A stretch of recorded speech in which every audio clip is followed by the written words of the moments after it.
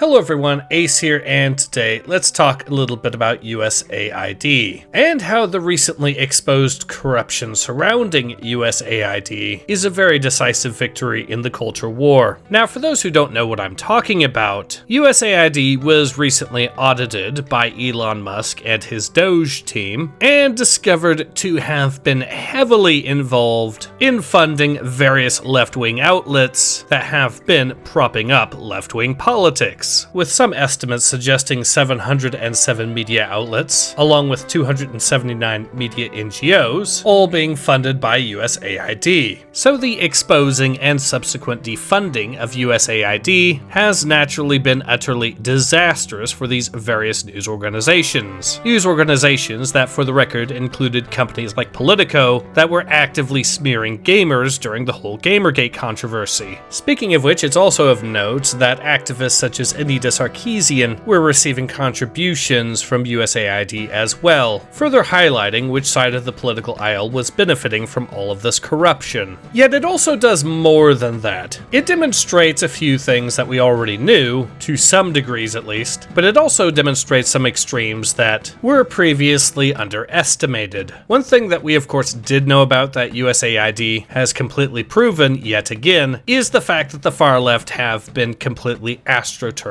as a movement and never held the popular support that they tried to pretend that they had previously. The far left was never a grassroots movement in the culture war. They were instead being actively propped up by the US government via USAID. Yet this does lead quite cleanly to something that I suspect wasn't that anticipated by most people in the culture war. That being the sheer amount of involvement via the US government itself in funding the far left. Previously, most people involved in the culture war primarily thought that the funding came from groups like BlackRock or George Soros. And while they certainly have played their part, the sheer fact that the government itself was directly involved in funding the far left, and to the degrees that it did, well, that wasn't exactly anticipated. That does appear to have been a genuine surprise, at least in terms of the sheer scale of it. There is a silver lining to this particular bit of news though, because since the government has been so thoroughly involved in funding the far left, that means that the efforts to defund the government agencies that have been funding the far left have been all that more disastrous for the far left. And it does appear to be a far easier task to defund the far left through this way than previously anticipated, because since this is the work of US government agencies, then that means that Trump being the president means that him dealing with the meddling of these government agencies is a lot simpler than trying to deal with private entities. So ultimately, all of this recent news has, like I said, been a decisive victory against the far left in the culture war. It's the sort of thing that can absolutely set them back for decades. But it is also a golden opportunity. Yes, they're going to try to lick their wounds and wait for any sign of weakness. But this recent news of them being so heavily defunded and thus weakened that much more means we can and should push back onto their home turf as well as far as the culture war is concerned. What do I mean by this? Well, consider the fact that a lot of far leftists come from the academic circles, and likely still have a significant stronghold there. Now is the perfect time to start to question everything that the far left tried to push the general population into believing as true, regardless of whether or not it's actually true. For example, leftists have done their absolute best in the subject of history to try to minimize just how damaging far left ideologies have historically been. Now is the perfect time to undo all of their efforts to downplay the harm of far leftism. This is an opportunity to look at history with eyes anew, to see all of the horrific things that they've tried to suppress, things that can easily stigmatize the Marxists to the exact same degree as their National Socialist cousins. And if we want to permanently end the threat of Marxists towards Western society, well, that is ultimately going to be the way that we can accomplish that. And very conveniently, there are a lot of things that Marxists have done and argued in favor of, which do absolutely deserve such scrutiny. We don't have to make things up about Marxists in order to stigmatize them so. We need only point to the things that they have actually said and done. And like I said, if this is done thoroughly enough, then Marxism as an ideology can forever be relegated to the annals of history, rather than existing in the present tense. Ideologies are every bit as mortal as man, and with enough effort can easily be utterly destroyed. And that is an opportunity that I believe can be accomplished here, thanks specifically to the turning tides of the culture war. And considering the ontologically evil nature of Marxists, the destruction of their ideology is truly a noble goal. But in any case, this has been Ace. Hope to see you guys again soon.